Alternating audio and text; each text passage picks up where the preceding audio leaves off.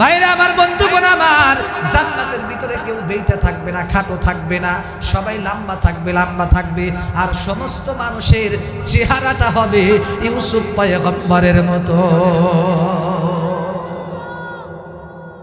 ইউসুফ পয়গম্বরের মতো প্রত্যেকটা মানুষের চেহারা সুন্দর হবে, সুবহানাল্লাহ। আর একটা মানুষও 80 বছর 40 বছর আর কোনোদিন হবে না। প্রত্যেকটা জান্নাতি যুবক একেবারে টাটকা 33 বছরের যুবক থাকবে, সুবহানাল্লাহ। মজার কথা হলো, দুনিয়াতে আমরা যতই মজা করি না কেন, বয়স কি কারো থাইমে আছে বলে? কথা কই না, বয়স থেমে আছে, চলতেই থাকে। আমাদের হায়াতটা কিন্তু বরফের মতো, বরফ যেমন পানি যেমন গলে যায়, গলতে থাকে কি থাকে না?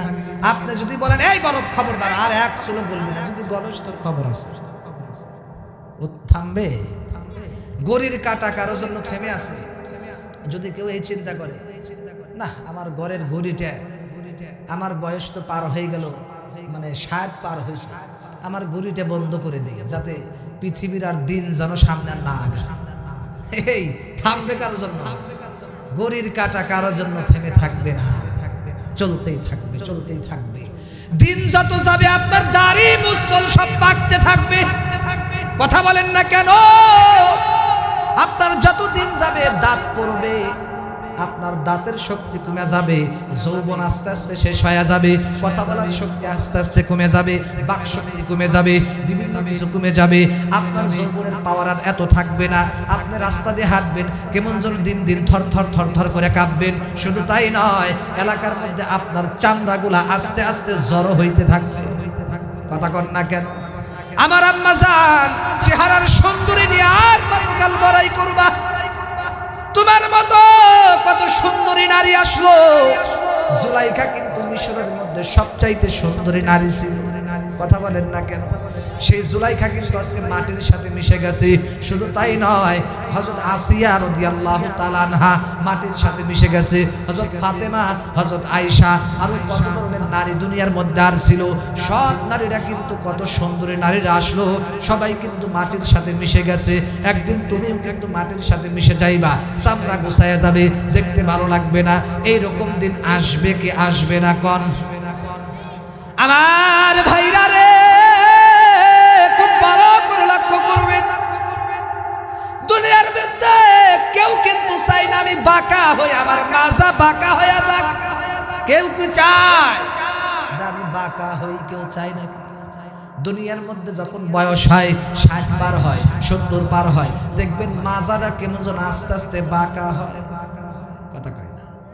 শুধু তাই নয়, চুল দাড়ি পাকতে থাকে, চুল দাড়ি মোছ একেবারে পাইকা সাদা হয়ে যায়।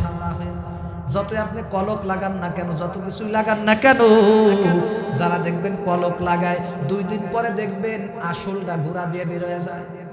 কথা কন না কেন? আর চিন্তা, হাই রে লাগায় সারতে পারলাম না, আবার সাদা বের হয়ে গেছে। কাজ হবে না। আমার আল্লাহ যার বয়স যেমন দিবে ওই মাপেই হবে, ঠিক কিনা কন?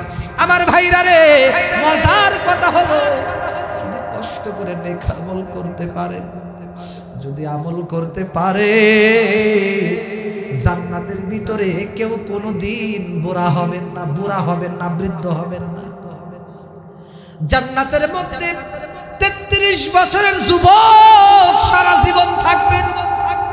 জান্নাতের মধ্যে কোনো মৃত্যু নাই, জান্নাতের মধ্যে মৃত্যু নাই। কারণ কিতাবের মধ্যে আছে, আমার আল্লাহ যখন জান্নাতীদেরকে জান্নাত দিবে, এবার জান্নাতীদেরকে জান্নাত আর জাহান্নামের মাঝখানে রাইখা মৃত্যু নামক জিনিসটাকে ফেরেশতাদের মাধ্যমে কাপড় দিয়ে পেঁচায়া টাইনা নিয়ে আসবে। আল্লাহ বলবেন, এই ফেরেশতারা মৃত্যু নামক বস্তুটাকে এইখানে জান্নাতীদের সামনে নিয়ে আসবেন। এবার জান্নাতীদেরকে আল্লাহ তাআলা ডাক দিয়ে বলবে, এ জান্নাতীরা, তোমরা কি একে চেনো নাকি? দেখো এই লোকটাকে। জান্নাতীরা ডাকতে বলবে, আল্লাহ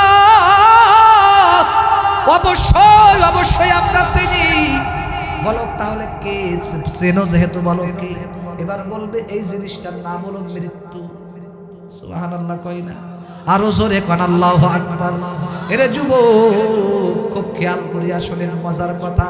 অল্প সময় কিন্তু আমি শেষ করে দেব, অল্প সময়ের মধ্যে শেষ করব। আল্লাহ পাক রব্বুল আলামিন বলবে, ঠিক আছে বুঝলাম তোমরা চিনেছো, ভালো কথা। এবার তোমাদেরকে আদেশ করতেছি, এই যে মৃত্যু নামক যে জিনিসটা আছে, এই মৃত্যু নামক জিনিসটাকে তোমরা তরবারি দিয়া জবাই করে ফেলো। মৃত্যু নামক জিনিসটাকে তোমরা তরবারি দিয়ে জবাই করে ফেলো। এবার আল্লাহর হুকুমে তারা জবাই করবে। জবাই, মৃত্যু নামক বস্তুটাকে জবাই করবে। হাদিস থেকে বলতেছে, হাদিস ওলামায়ে কিরাম অনেকে আছে, জিজ্ঞেস করেন আগামীকালকে। আমার ভাইরা রে, মৃত্যু নামক জিনিসটাকে যখন জবাই করবে, এরপরে আল্লাহ ডাক দিয়ে বলবে, যাও আজকে থেকে আর তোমাদের কোনোদিন মৃত্যু হবে না। অনেকে এমন ভাবে মুখ করে আছে, মানে আমার উপর বেজার। জোরে কান সুবহানাল্লাহ। আপনারা জান্নাত চান কি চান না? নামাজ না পড়ে, যেহেতু জান্নাতে আমরা যেতেই চাই, জান্নাত যেহেতু আমরা চাই, তাহলে আজকে দেখতে চাই আগামীকাল থেকে কারা কারা এক ওয়াক্ত নামাজও পড়বেন না? হাত তুলে দেখা। দেখছেন তো যে দুইজন হাত তুলেছে। খবরদার, আমি কি বলছি, এক ওয়াক্ত নামাজও পড়বেন না কারা কারা? হাত তুলে। তাহলে পড়বো তো সবাই, কারণ ওয়াজের মূল ওয়াজ হচ্ছে 5 ওয়াক্ত নামাজ পড়া, ঠিক কিনা কম? সারা রাত ওয়াজ শুনলাম, সারা রাত, কিন্তু নামাজ পড়লাম না, এই ওয়াজের কোনো দাম আছে? কোনো দাম নেই। আপনি এক জায়গায় সারাদিন মানুষকে বুঝাইলেন, এই খবরদার, বউকে পিটাইতে হয় না, স্ত্রীকে মারতে হয় না, স্ত্রীকে আদর করতে হয়, ভালো করে বুঝাইতে হয়। এবার বাড়িতে গিয়েই আপনি লাঠি দিয়ে বাড়ি ফেলাইলেন, তাহলে এটা হইল? আমল থাকা দরকার আছে না নাই? আমল দরকার আছে। সেজন্য আমল আমরা করব।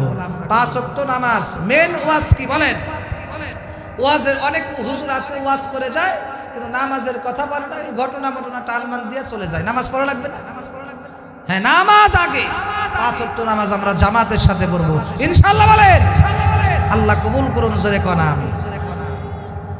ভাইরা আমার, বন্ধুগণ আমার, আমার আল্লাহ ডাক দিয়ে বলবে, জান্নাতীরা, দুনিয়ার মধ্যে মুয়াজ্জিন সাহেব যখন আজান দিত, আজান যখন মুয়াজ্জিন বলতো, আসসালাতু খায়রুম মিনান নাওম, এর অর্থ হলো ঘুম থেকে নামাজ ভালো। জোরে বলেন কি? ঘুম থেকে নামাজ ভালো। আসসালাতু খায়রুম মিনান নাওম, আসসালাতু মানে নামাজ, খায়রুম মানে উত্তম। তরজমা বাংলা অর্থ দেখে নিয়েন। আজকে আমরা অনেকেই আসসালাতু খায়রুম মিনান নাওমের অর্থ জানি না, ঠিক কিনা কোন? শুধু মনে মনে খালি বলে যে হুজুর তো আজান দিছে আসসালাতু খায়রুম মিনান নাওম, অর্থ কি আল্লাহই ভালো জানে। আসসালাতু মানে নামাজ, খায়রুন মানে উত্তম, মিনান নাওম মানে ঘুম থেকে।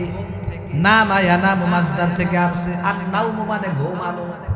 সুবহানাল্লাহ কয় না? আজকে বর্তমান বাংলাদেশে যা চলছে, আমার মনে হয় মানে মুয়াজ্জিন মনে হয় এইভাবে আজান দেয়, আর নাওমু খায়রুম মিনাস সালাহ। নাউজুবিল্লাহ কোন? যে কি বলে, নামাজ থেকে ঘুমই উত্তম। মানে বর্তমান যে বাংলাদেশের যুবকরা আমল করতেছে উল্টা না, ওরা মনে করতেছে এইটাই তো আরাম। হাই হাই, ল্যাপের নিচে আরামে শুয়ে আছি, এখান থেকে কষ্ট করে উঠে ঠান্ডা পানিতে ওযু বানায় মসজিদে যাওয়া, এইটা কি উত্তম হবে নাকি? আমার তো মনে হয় ল্যাপের নিচে শুয়ে থাকাই উত্তম, ঠিক কিনা কর? যদি ল্যাপের নিচে শুয়ে থাকাই উত্তম হইতো, তাহলে এই আরবি বাক্যটা এইভাবে আসতো, আর নাওমু খায়রুম মিনাস সালাতি, ঠিক কিনা কন? কিন্তু অর্থটা কি আছে? আল্লাহর নবীর মুখের কথা কোনোদিন মিথ্যা হইতে পারে না, কিতাবের কথা কোনোদিন মিথ্যা হইতে পারে না। কারণ মুহাদ্দিসিনে কিরামগণ হাদিসের শুধু তরজমা শুনলে হবে না, ব্যাখ্যা তাফসীরও জানা লাগবে, ঠিক কিনা কন? হাদিসের ব্যাখ্যায় মুহাদ্দিসিনে কিরামগণ বলে, আজান যখন হয়ে যায় তখন ওই ল্যাপ তশক আর ল্যাপ তশক থাকে না, ওটা ওই বান্দার জন্য হারাম হয়ে যায়, হারাম হয়ে যায়, ওটা আর জায়েজ থাকে না, জায়েজ থাকে না, ওটা জাহান্নামের কয়লা আগুনে পরিণত হয়। নাউজুবিল্লাহ জোরে কও। কারণ আল্লাহ ডাক দেয়া বলে আজানের আগ পর্যন্ত তোমার ল্যাপটসকটা ঠিকই ল্যাপটসক থাকে, আজানের পরে বান্দা বিছানার মধ্যে শুয়ে থাকা আমি আল্লাহ হারাম করিয়া দেই, তখন আর তোমার শুয়ে থাকা উত্তম না, তখন তোমার উত্তম হলো এই বিছানাকে লাথি মেরে ফেলে দিয়ে পাগলের মতো মসজিদে চলে আসা। কিন্তু আজকে বলেন তো দেখি কয়জন যুবক আসে, এই হাত তুলেন না, আমি বলি নেই, কারণ অনেকেই আমার কষ্ট পাইতে পারে। সে না আজকের থেকে পাক্কা নিয়ত করি, একটা জিনিস মনে রাখবেন, যে আমলে যত কষ্ট ওই আমলে সওয়াবও তত বেশি। বাজাই ঠিক কিনা ভাই? যে আমলে যত কষ্ট সেই আমলে সওয়াবও তত বেশি। আমার আল্লাহ পরীক্ষা করে শীতের দিনে, জানেন? বিশ্বাস করেন, গতকালকে আমি ওযু করছি, বিশ্বাস করেন ভাই, এত ঠান্ডা পানি, মানে আমি বাসা কয়েকদিন আগে চেঞ্জ করছি, নতুন বিল্ডিং এ গেছি, এখনো গিজার লাগাইনি, এত ঠান্ডা পানি ভাই মুখের ভিতরে দিছে, আমার মুখ অবশ্যই আসছে, আল্লাহ কি গালে দিলাম, এত গরম এত ঠান্ডা। তবে গ্রাম এলাকাতে টিউবওয়েল আছে, টিউবওয়েল গুলা দেখবেন আল্লাহর কি নিয়ামত, শীতের দিনে পানি গরম বের হয় আর গরমের দিনে ঠান্ডা বের হয়। আর এই ট্যাপ যে মানে মোটর, এটা শীতের দিনে মারাত্মক ঠান্ডা, গরমের দিনে গরম, ঠিক না? গরম মানে আরাম পাওয়া যায় না। টিউবওয়েলটা ঠিক আছে, ওটা মানে প্র্যাকটিক্যাল ভাবে চলে, মানে যেটা আরাম সেটাই আল্লাহ দান করে। সুবহানাল্লাহ। ভাইরা আমার, বন্ধুগণ আমার, খুব ভালো করে লক্ষ্য করেন, আমার আল্লাহ ডাক দেখো, এ জান্নাতীরা, জান্নাতের মধ্যে আরামে বসবাস করো, আজকের থেকে তোমাদেরকে কেউ ডিস্টার্ব করবে না। সুবহানাল্লাহ কয় না? দুনিয়ার মধ্যে যেমন আপনি এক জায়গায় গেলেন, মনে করেন একটা পার্কে ঢুকছেন, 300 টাকা দিয়ে পার্কে ঢুকছেন অথবা 500 টাকা দিয়ে টিকিট কাইটা পার্কে ঢুকছেন, বলেন তো দেখি পার্কের মালিক যিনি বা গেটে দারোয়ান থাকে আপনাকে 10 দিন থাকতে দিবে? আবার পার্কে, দুনিয়ার সামান্য পার্কে ঢুকতে গেলে টিকিট লাগে কি লাগে না বলেন? তাহলে আমার আল্লাহ এত সুন্দর একটা জান্নাত দিবে আমল ছাড়া, এমনি দিবে? পার্কে থেকে আপনাকে বের করে দিবে যতই টিকিট দেন না কেন।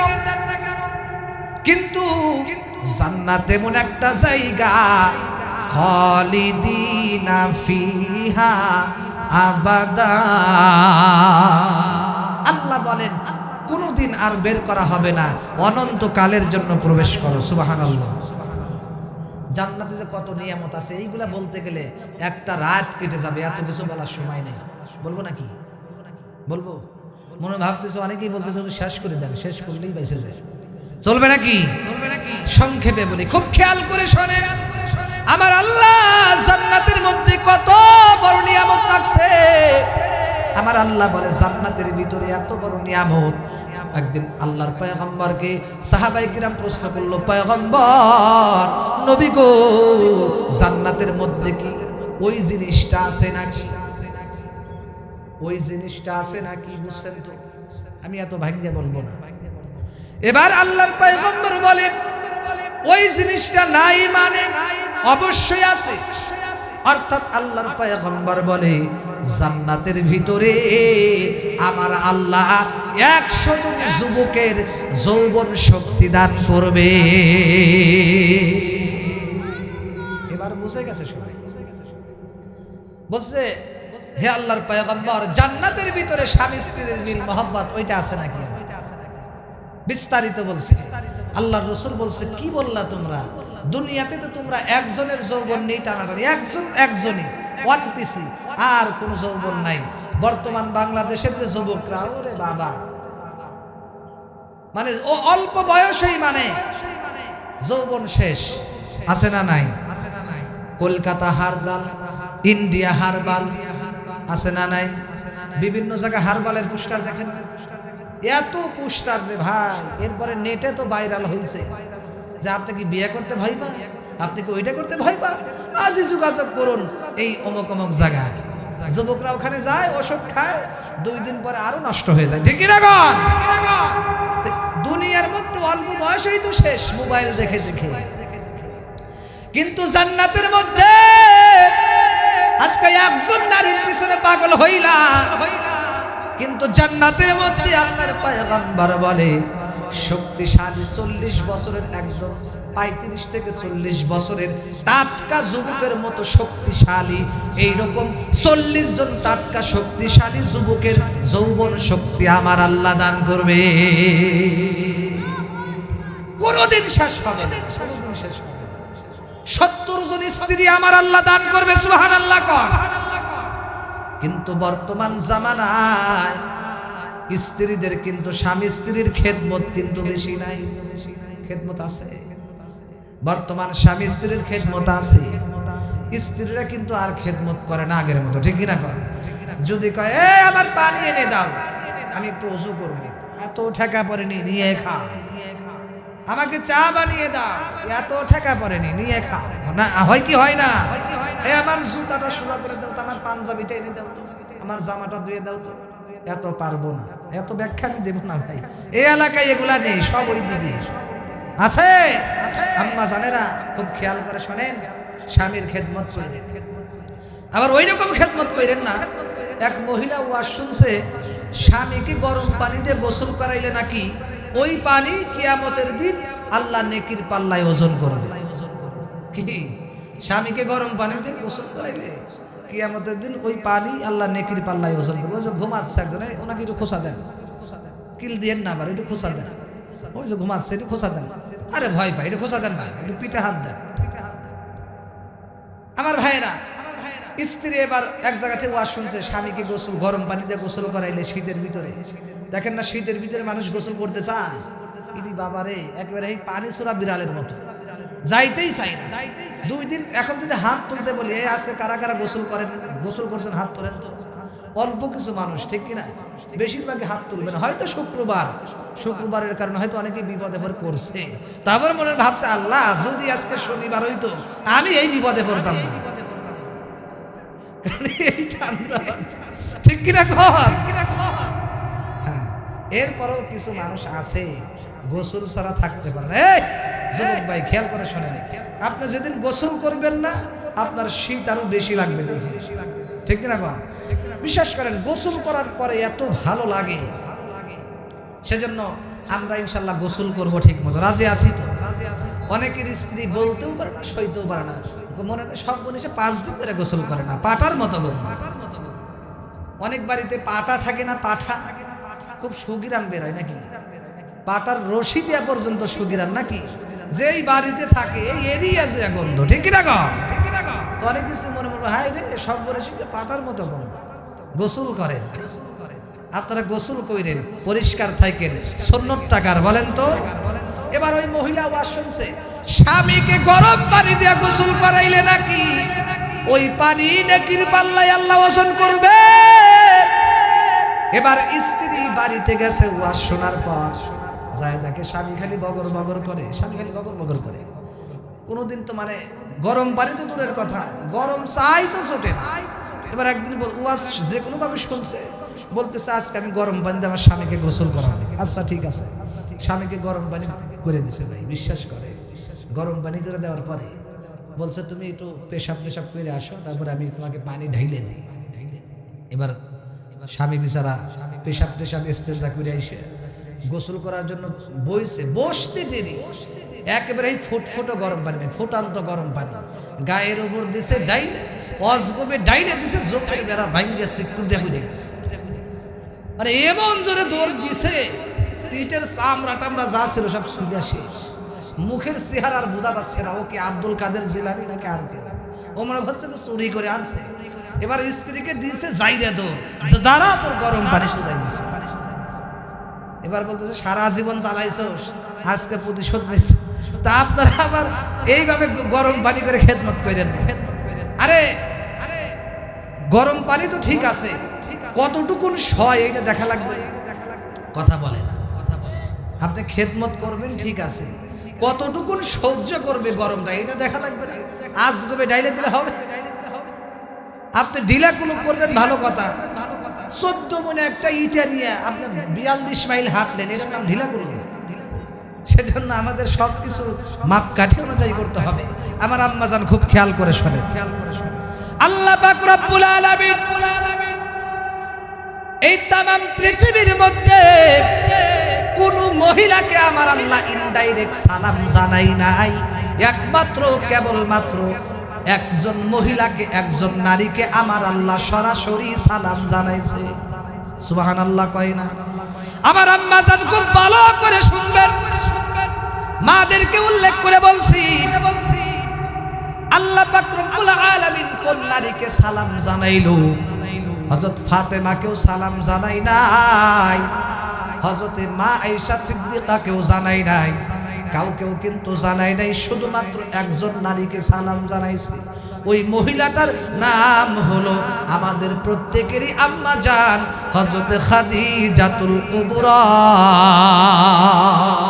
আল্লাহু আকবার বলেন। আপনারা বলবেন হুজুর খাদিজাতুল কুবরাকে আমার আল্লাহ কি কারণে, কি আমলের কারণে সালাম জানাইলো? এইটা জানা দরকার আছে না নাই? কিতাবের মধ্যে লেখে খাদিজাতুল কুবরা দুইটা আমলের কারণে আমার আল্লাহ তাকে দুনিয়াতে সালাম জানাইছে। এক নাম্বার আমল, এ আমার আম্মা জান খুব খেয়াল করে শোনেন, হযরত খাদিজাতুল কুবরা স্বামীর প্রচন্ড ভক্ত ছিল, ভক্ত। সুবহানাল্লাহ কয় না? দুই নাম্বার আমল, হযরত খাদিজাতুল কুবরা তার স্বামীকে, তার স্বামীর প্রাণ ভরে অনেক অনেক অনেক খেদমত করত। আমার নবীজিকে অনেক অনেক ভালোবাসে, তার স্বামীকে প্রাণ মন থেকে ভালোবাসতো, বেশি বেশি করে ভালোবাসতেন। আর একটা আমল হলো আল্লাহর পয়গম্বরের বেশি বেশি করে খেদমত করেছেন। এই খেদমত করার কারণে, এই আমল করার কারণে, স্বামীর খেদমত করার কারণে আমার আল্লাহ হযরত খাদিজাতুল কুবরাকে আমার আল্লাহ হযরত জিবরাইলের মাধ্যমে তাড়াতাড়ি করে বইলে দিলেন, এ জিবরাইল তাড়াতাড়ি কইরা যাও, আমার বন্ধুকে জানায়া দাও। এবার হযরত জিবরাইল আয়েশা বলতেছে, নবী গো, আপনার স্ত্রী, আপনার প্রাণের স্ত্রী খাদিজাকে আমার আল্লাহ সালাম জানিয়েছে। জোরে কোন সুবহানাল্লাহ। সেজন্য মাদেরকে বলছি, আজকের থেকে, এর আগে যারা খেদমত করেন নাই, উল্টা পাল্টা করছেন, আজকের থেকে নিয়াত করেন, আজকের থেকে পাক্কা নিয়াত করেন স্বামীর খেদমত করবেন। রাজি আছেন তো? আপনারাও স্ত্রীর খেদমত করবেন, রাজি আছেন তো? মা জানেরা মনে মনে বলতেছে, হুজুর তাদেরকে একটু বলেন, খালি আমাদেরকে বললেন না, আমাদেরকে বললেন, খালি তারাই খেদমত করবে নাকি আপনারা কিছু করবেন কি?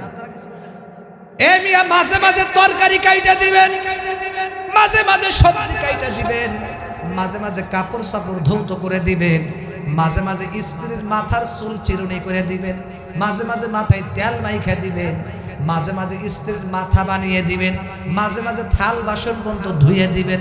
তাহলে বলেন তো দেখি, মহব্বত বাড়ায়া দিবে কে? এখন যদি আমার মাদেরকে বলি, কার কার স্বামী কোনোদিন থাল বাসন মাইজে দিছে? কয়জন বলবে? এরপরে মাঝে মাঝে ঘর উঠান ঝাড়ু দিয়ে দিবেন, বলবেন দাও, আরে না, আসলে হাসার কথা না ভাই। দেন সারাটা জীবন তারা থাল বাসন মাজবো শীতের ভিতরে। কোনদিন আপনাকে বলছে চাপ দিয়ে যে আপনি একটু মাজেন, দেখেন কেমন লাগে? আপনি তো 2 মিনিট খানা দিতে দেরি হইলে আপনি রাগান্বিত হয়ে যান, এত সময় লাগে খানা দিতে। একদিন আপনি রান্না করিয়া দেখেন, আপনি একদিন কষ্ট করিয়া দেখেন, থাল বাসন একদিন মাইজা দেখেন কেমন লাগে, ঝাড়ু দিয়া ঘরের সামনে ঝাড়ু দিয়া দেখেন কেমন লাগে, ঠিক কিনা কোন? সেই জন্য আপনাদেরকে বলছি, আপনারা মাঝে মাঝে স্ত্রীর খেদমত করবেন, বলবেন দাও, আরে প্রতিদিন তো তুমি মাজো, আজকে আমি যাও, ঠিক কিনা কোন? কথা বলেন ঠিক কিনা? এরপর আরে কাপড় সাপড় তো সারা জীবন তুমি দাও, আজকে আমি দিই। ঝাড়ু দিতেছে, ঝাড়ু, আপনি বলবেন সারাদিন তুমি তো ঝাড়ু দাও, দাও আজকে আমি ঝাড়ু দিই, কপালে যা আছে আছে। বলেন সম্মান কমবে না বাড়বে? জোরে বলেন, বাড়বে কি বাড়বে না? বাড়বে। তখন দেখবেন আপনার স্ত্রীকে আপনি যদি ঠিক মতো কাপড় সাপড় টাকা পয়সা নাও দেন, কিন্তু এই মহব্বতটা থাকার কারণে আপনার স্ত্রীর কাছে আপনি 1 নাম্বার স্বামী হিসেবে, 1 নাম্বার স্বামী হিসেবে আপনি গ্রহণযোগ্য হবেন, ঠিক কিনা? ঠিক কিনা? আর আপনি দেখবেন সারা জীবন টাকা দিয়েছেন, পয়সা দিয়েছেন, স্বর্ণ দিয়ে ঢাইকে রাখছেন, একবারে চেহারা আর দেখা যায় না, দম ফালাইতে পারে না, একবারে এত অবস্থা খারাপ, কিন্তু খালি রাগ করেন, রাগ করেন, ভালোবাসেন না। খেদমতে সহযোগিতা করেন না, তারপরেও বলবে যদি জিজ্ঞেস করে তোমার স্বামী কেমন, বলবে মানে অর্থ সম্পদ দিছে কিন্তু এর মতো জাইরা সমাজে কেউ নাই। ঠিক কিনা গণ? কিন্তু খেদমত যে টাকা পয়সার ওগুলা মূল্য থাকে না। আপনি যে মন থেকে ভালোবাসবেন, খেদমত করবেন, এটাই ভিতরে মনে থাকে। ঠিক কিনা গণ? আল্লাহ কবুল করুন, জোরে কোন আমিন। এবার আমার আম্মা জানা মনে মনে ভাবতেছে যে না হুজুর এবার আমাদের পক্ষে কইছে কিছু কথা। ঠিক কিনা গণ? হ্যাঁ, তাহলে আজকের থেকে আমরা পাক্কা নিয়ত করবো ইনশাআল্লাহ, আমরা আমাদের স্ত্রীদের সাথে আর দুর্ব্যবহার করব না। রাজি আছেন তো? কোনদিন খবরদার বাবার সামনে, মেয়ের মায়ের সামনে, সন্তানের সামনে চোখ গরম করবেন না, শাসন করবেন না। রাজি আছেন তো? শাসন করলে আড়ালে ঘরের ভিতরে সবাই ঘুমিয়ে গেছে, একা বুকের ভিতরে জড়ায়া নিয়া এরপরে বলবেন দেখো আমি তো তোমাকে অনেক মহব্বত করি, আজকে তোমার একটা কাজ একটু এদিক সেদিক দেখছি ভালো লাগে নাই, তুমি এটা আশা করি সংশোধন করে নিবে, আমি দোয়া করি তুমি ঠিক হয়ে যাও। বলেন মন থেকে দোয়া করবে কি করবে? আপনি যদি ওই স্বামী স্ত্রীর মা বাবার সামনে বকেন সারা জীবন খালি এইটা করো সেইটা করো উল্টা পাল্টা করো, কথা শোনস না, কষ্ট পাবে কি পাবে না? কলিজার ভিতরে যেন তীর নিক্ষেপ করলেন আপনি, এত কষ্ট পাবে। আপনি শাসন করার অনেক সিস্টেম আছে ভাই, কৌশলটা আজকে আপনাদেরকে শিখায় দেই, খুব ভালো করে শোনেন। বলবো নাকি থাকবে? বলবো। খুব খেয়াল করেন। সবাই ঘুমিয়ে গেছে, গভীর রাত, আপনার স্ত্রীকে ঘরের ভিতরে একা একা বুকের ভিতরে নিবেন, বুকে জড়ায় ধরবেন, এরপরে বলবেন দেখো তুমি তো আমার শরীরের মানে হাড়ের মতো, তুমি আমার হাড়ের অংশ, তুমি আমার মানে কি বলে তুমি আমার হাড়ের অংশ, আমি তো তোমাকে অনেক মহব্বত করি, কিন্তু তুমি আজকে একটা জিনিস মানে ভুল করছো, জিনিসটা আমার কাছে বেশি ভালো লাগে নাই, আশা করি তুমি শুধরায় নিবা, আমি তোমার জন্য দোয়া করি আল্লাহ তোমাকে মানে সঠিক পথে চলার তৌফিক দান করুন। আপনি দোয়া করে দিবেন, কলিজা দিয়ে ভালোবাসা বলবেন। এই স্ত্রী কোনদিন রাগ করবে? কথা বলেন না কেন? মহব্বত বাড়বে কি বাড়বে না? আপনার কথা 100 বার শুনবে, বলবে না লোকটার ভিতরে অবশ্যই জ্ঞান বুদ্ধি আছে, কৌশল জানা আছে, অতএব এই মানুষের কথা না শুনে আমি আর পারবো না। ঠিক কিনা? সেই জন্য আমরা আর কারো সামনে শাসন করব না, আড়ালে গোপনে শাসন করব। মহব্বত বাড়ায় দিবে কে? এবার আসেন আমার ভাইরা, খুব খেয়াল করে লক্ষ্য করেন, আমি অল্প সময়ের মধ্যে শেষ করে দেব। জান্নাতের ভিতরে কোনোদিন 32 বছর হবে না, 33 বছর হবে না, 34 বছর হবে না, সারা জীবন 33 বছর হবে, একদিন বাড়বেও না কমবেও না, সারা জিন্দেগি 33 বছরের যুবক থাকবেন। যুবক আমার আম্মাজান, আপনাদেরকে সুসংবাদ দিচ্ছি, যারা মেয়েরা যারা হবে হাসরের ময়দানে, তাদের বয়স হবে শুধুমাত্র কেবলমাত্র কিতাবের মধ্যে লেখে 16 বছরের টাটকা যুবতী। সুবহানাল্লাহ। দুনিয়ার মধ্যে চামড়া গুছে যায়, খাল জড়ো হয়ে যায়, শুধু তাই নয় চেহারা বকসে যায়, নষ্ট হয়ে যায়, শুধু তাই নয় দিন যত যায় চুল পাইকা যায়, চোখে কম দেখে, পাওয়ার কমে যায়, এলোমেলো দেখা যায়, বেশি সুন্দরী লাগে না। কিন্তু আমার আম্মাজানদেরকে আপনাদেরকেও বলছি, জান্নাতের মধ্যে যদি আপনি একবার ঢুইকা যাইতে পারেন গো, জান্নাতের মধ্যে আর কোনোদিন 16-17 বছর হবে না, 18 বছর হবে না, সারাটা জিন্দেগি আপনি 16 বছরের টাটকা যুবতী থাকবে। জান্নাতের মধ্যে জান্নাতি নারীদের চুলের এত সুন্দর চুল হবে, দুনিয়ার মধ্যে স্ত্রীরা যখন চুলের একটা বাড়ি দেয়, চুল বাড়ি দেয়, মাঝে মাঝে চুল দেয়, গন্ধ কয় কি কয় না? ধরে বলেন দুর্গন্ধ কয় কি কয় না? কিন্তু জান্নাতের ভিতরে জান্নাতি হুরেরা যখন তাদের একটা চুল যখন জান্নাতের মধ্যে ঘোরানি দিবে, এইভাবে ঘোরায়ন দিবে, ঘোরানি একটা চুল জান্নাতি হুরেরা যখন ঘোরানি দিবে, পুরা জান্নাতের মহলটা সুঘ্রাণে ভরে যাবে। সুবহানাল্লাহ। এত সুন্দর জান্নাত। শুধু তাই নয়, দুনিয়ার মধ্যে আপনি কয়টা কালার জানেন? বলেন লাল, সবুজ, কমলা, এরপরে মেরজান্টি কালার, এরপরে আর কি কি কালার আছে? নাই 10টা কালারই আছে। 10টা কালার কিনা? কিন্তু জান্নাতের ভিতরে আমার আল্লাহ জান্নাতে হুরেরা যে পায়ের নুপুরটা পরবে, পায়ের নুপুরের ভিতরে 100টা ডিজাইন থাকবে, 100টা ডিজাইন, কালার থাকবে 100। জোরে কোন কয়শো? 100টা কালার থাকবে। বলেন তো দেখি আমার আল্লাহর কাছে কালারের অভাব আছে নাকি? আল্লাহর খাজানায় কমতি নাই। যত কিতাব ঘাটাঘাটি করবেন, যত বই পড়বেন, তত এলেম আরো শিখবেন। কিতাবের মধ্যে রাখেন জান্নাতের মধ্যে জান্নাতে হুরেরা যখন একটু নাচানাচি করবে, যখন একটু পাও ঝাঁকুনি মারবে, সাথে সাথে ওই পায়ের নপুর থেকে 100টা আলো ঝুমকাইতে থাকবে, চমকাইতে থাকবে। জান্নাতীরা যখন এত সুন্দরী হবে গো, জান্নাতি ব্যক্তি জান্নাতি হুরের দিকে কোন জান্নাতি যখন একবার তাকাবে 40 বছর পর্যন্ত শুধু তাকিয়েই থাকবে। সুবহানাল্লাহ। দুনিয়ার ভিতরে আপনারা মহিলাদের দিকে তাকান, বেগানা নারীর দিকে তাকান, কয় মিনিট বলেন তো? সর্বোচ্চ নাই 1 মিনিট ধরেন তাকিয়ে থাকেন। 1 মিনিট থাকে কেউ 2 থেকে 30 সেকেন্ড, ঠিক না? এরপরেও যদি দেখে, যদি ভালো করে জানে যে আমার দিকে তাকিয়ে আছে, জুতার বাড়ি মুখে আছে না নাই? কোন দেশে যেন আছে, চট্টগ্রাম না কোনে জানো, যদি কোনো পুরুষ লোক কোনো নারীর দিকে তাকায়, বেগানা নারীর দিকে, সাথে সাথে তাকে জুতা পিটা করে। কিন্তু জান্নাতের মধ্যে আমার আল্লাহ এত সুন্দর হুরদেরকে রাখছে, স্ত্রীদেরকে রাখছে, একবার যখন তাকাবে 40 বছর পর্যন্ত শুধু তাকিয়েই থাকবেন, তাকিয়েই থাকবেন। সুবহানাল্লাহ কইন না, জোরে কোন সুবহানাল্লাহ। এত 40 বছর তাকিয়ে থাকা, আপনি কি চারটিখানি কথা মনে করলেন? এগুলা ভাবার বিষয় কিনা বলেন? হ্যাঁ, তাহলে কত সুন্দরী হবে চিন্তা করেন। জান্নাতের ভিতরে চট্টগ্রামের মতো জুতা পিটা করবে না। জান্নাতি হুরিবার ডাক দিয়ে বলবে, আমার দিকে তাকিয়ে আসো, আমাকে মনে হয় পছন্দ হয়েছে নাকি? বলবে হ্যাঁ, ভালো তো লাগে। কয় তাহলে আসো, আমরা জান্নাতের মধ্যে একসাথে ফুলের মালা গাঁথতে থাকি।